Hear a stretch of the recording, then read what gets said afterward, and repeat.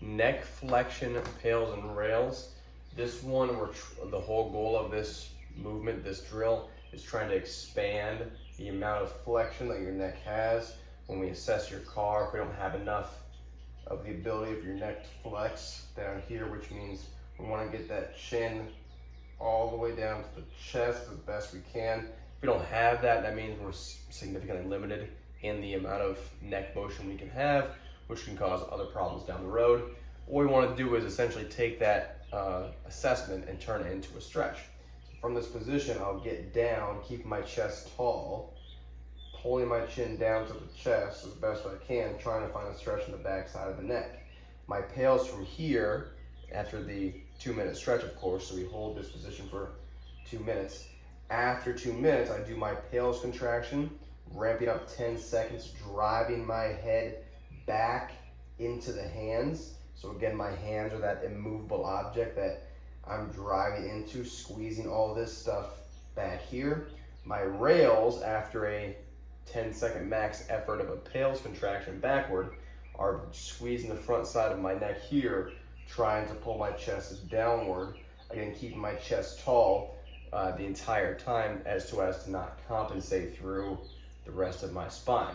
So 2-minute stretch, PAILS driving back, squeezing the back side of the neck, rails driving down, hands come off the head here, try to get as much contraction as best as possible on the front side.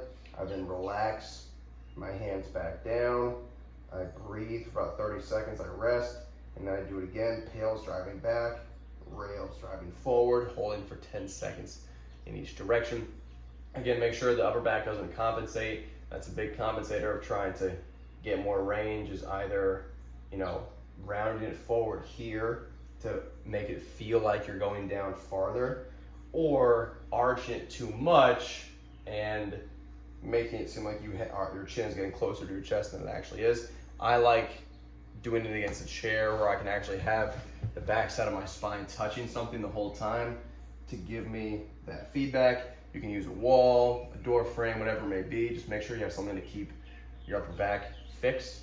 And then you can also modify this to target different parts of the neck as well. So I can take my chin down here, try to get a certain stretch on this right side a little more, PAILS driving back, rails driving down.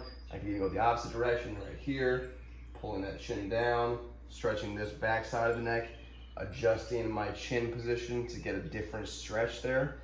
And I can also do a PAIL here, PAIL pulling back, rail going down. Again, trying to get as specific as possible into certain parts of the neck to make sure that the baseline function of the neck, which is flexion, is possible, and that will allow us to have a lot more range in a lot of other positions.